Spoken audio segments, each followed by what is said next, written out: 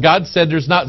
Oh yeah, it's like the symbol for... let's see if I have my New King James Version. No, it's over there. They say it's a symbol of the Trinity. But God said in the book of Acts that we're not to think that the Godhead can be graven with art and man's device. God said no. God, is there a symbol for the Trinity? God said no. The book publisher said, oh yeah, it's a symbol for the Trinity, but it's not. It's witchcraft. And that spirit, there you see the New King James Version of the Bible. Same symbol, by the way. Same symbol. I mean, you wouldn't actually pick up a Bible, would you? Maybe you would. We're getting into this. Maybe you wouldn't pick up a Bible that had like a big giant pentagram with candles and a goat head on it. Would you? And yet, religious leaders, big money people on TV ministries hold up their New King James Version of the Bible with the triquetra, with the witchcraft symbol on it, the charmed symbol. They're leading you not toward Christ. They're leading you to Ahab, who wants that vineyard, and Jezebel is helping him get there. So, I mean, that's just like the basics here. So, when we look at churches that are doing Harry Potter, Lord of the Rings, Charmed, Twilight, you name it, when they're having theme parties based upon this stuff, when we see that, we go, you know, that's not right. That's easy. That's the easy part right there, or it should be. Anybody with a brain should look at that and say, you know what, Pastor, we can't do that. That's not right. It's not. You know, it's a shame.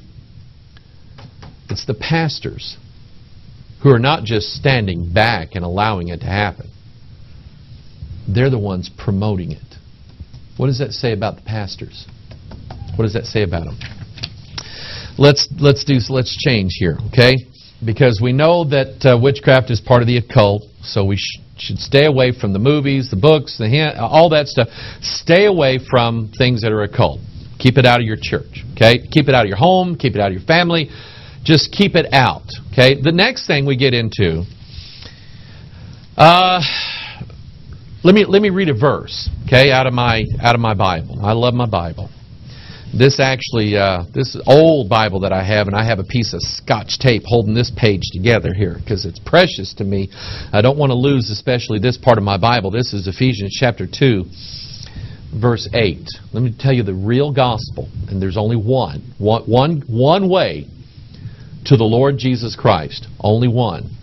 For by grace are ye saved, through faith, and that not of yourselves. It is a gift of God, not of works. Now, I want you to repeat these words after me. That's not a ritual we're doing. I just want to get it in your head. Not of works. Got it? Why? Lest any man should boast. God knows the wicked nature of man, in that if he actually had a system where people could perform things in front of people and people go, ooh, wow, look at that. Wow, they're holy because they're doing that. You see, if God actually had a system that employed the use of works, actions, rituals for people to be saved, then God knows the wicked nature of man. Man would go, yes, we are the holy men of God because look at what we're doing. See, God doesn't let He specifically designed salvation to be based upon His grace and not by your doings. Not by, as Paul said in Galatians, not by your ritual of circumcision. Not by keeping the law, because you haven't, and you never have, you are not now, and you never will keep the law. Not by your rituals either. So what is it that we know about witches and what they do? Witches do rituals. And so when I see rituals inside of a house that they call a church, and by these rituals, they're saying, no, we must perform these rituals. We must do this. Everybody do this and stand here, and I'll hold my hands like this, and we'll do all the stuff. And when we do this stuff, then God will come down and He will give us blessing. When I see that, it makes me sad, but it makes me angry. Because they're saying that if we... Jesus saves. See, we're saying it. But really, unless you do this, you cannot be saved. You cannot go to heaven unless you perform what we tell you to perform. That is most obvious in the Roman Catholic Church. The Roman Catholic Church is all about rituals.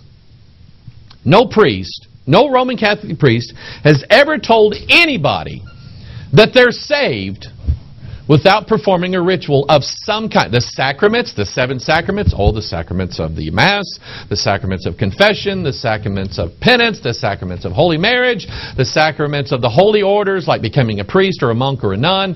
They say that you cannot ever go to heaven without having water splashed on your face, without eating the cookie, without drinking the cup, which, by the way, here we're going to get into it, okay?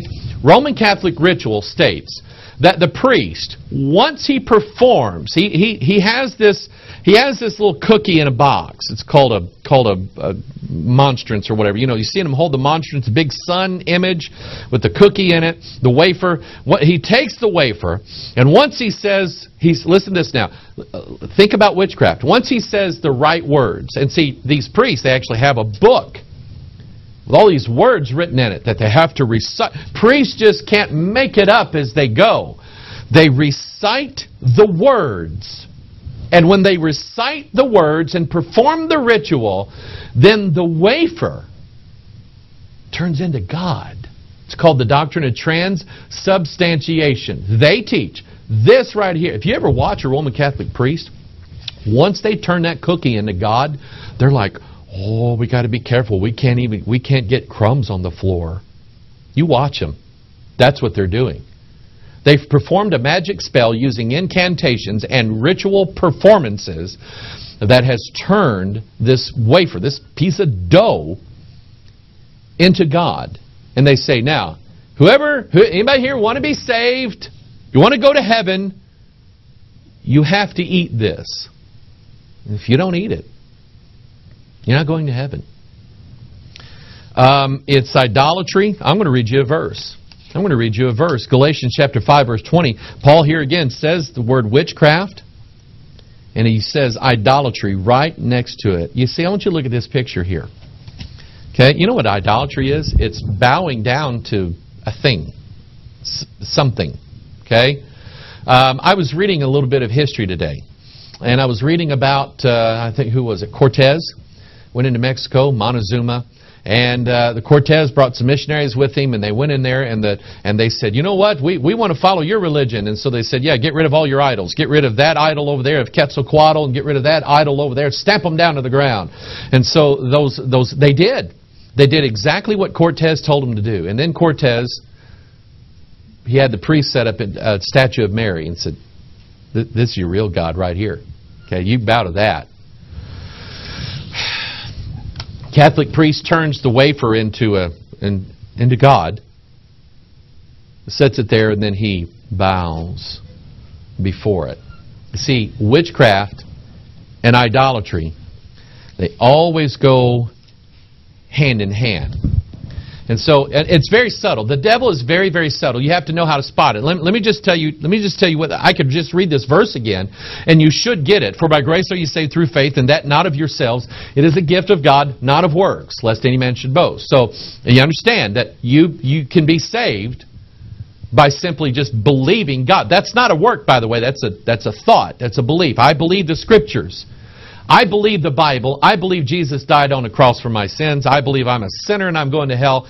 And I believe God can save me. See, that's it. That's through faith. Grace through faith. You believe the Bible. Okay? And all of a sudden, you're saved. Whosoever shall call on the name of the Lord shall be saved. But there are people, Roman Catholicism is full of it. It's full of witchcraft through rituals. Those rituals now are moving in to the churches, the evangelical, Protestant, mainline, whatever you want to call them, the Baptist, the Nazarene, the Pentecostal, the Charismatic, the Presbyterian, you name it. This witchcraft is moving in through ritualism. Perry Stone, big name guy on television, got this Manifest TV program. He's the prophecy guy. gets all of his stuff from the dreams and visions that he operates in. And he said, God told me. He actually wrote a book called The Meal That Heals. Guess what it is? You watch his TV program and you hear him talk about the meal that heals. He actually tells you, now, if you will just take communion, take the Eucharist every day, God will heal your body. And God will give you money, and God will bless your life, and your marriage will be better, and you'll have influence over people. You'll just be in like happy la-la land if you will eat this and drink this every day. I do. I take this every day, and it has healed me. It has done great. That's a ritual. That's a works-based salvation. Witches are all about, they have to like draw a circle. Don't you remember that? Witches have to draw a circle, and they have to light candles, and they have to face in a certain direction, and they have to do this, and they have to do that. In order for the forces, the elements, I'll teach you that in a minute, the elements of witchcraft to work, they have to do that. People like Perry Stone and others.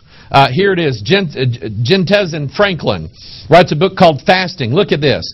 Opening the door to a deeper, more intimate, more powerful relationship with God. Here's another one called Fasting to Regain Your Edge. It basically says if you perform either by eating this or not eating this, by abstaining from meats, if you perform these functions, then God is going to pour out something in your life. That's the witchcraft that Paul warned the Galatians about, because they were telling everybody, now listen, if you get circumcised, then you're really saved. It's witchcraft. Listen, you're probably going, I'm not going to watch this guy no more. Hear me out. You're not saved by grace and then kept by works. You're saved by grace and kept by grace and not works. It's as simple as that. God will not let you boast on what you have done, and He won't bless your books and your videos and your seminars and your performances of rituals. He will not bless them and grace them with the presence of His Spirit. He will not do it by you performing works. Here's another one. Now, if you don't like me now, you're fixing to not like me right here. Okay? You see these evangelists running around everywhere, bopping all the bunnies on the head. Hey, would you like the Holy Ghost? Would you like to be healed? Then you have to come up here. I have to do this in order for that to happen. That's what they say. You have to go. You want the real healing? You got to go to Benny Hinn. You got to go. He's got to touch you, or he's got to wave his coat at you, and the air from it will touch you, or he's just got to blow on you. You've seen him. Okay, you have to do that, because God won't heal you unless you do that. That's ritualistic, works-based boasting witchcraft. Or how about how about this one? Okay, you see the evangelists, they look real spiritual because they got a nice suit on and got hair slicked back, and they're squinting their eyes. What do? They do this. They squint their eyes really hard. Okay, listen, it's all a show. It's all a big production. It's what it is. And they show up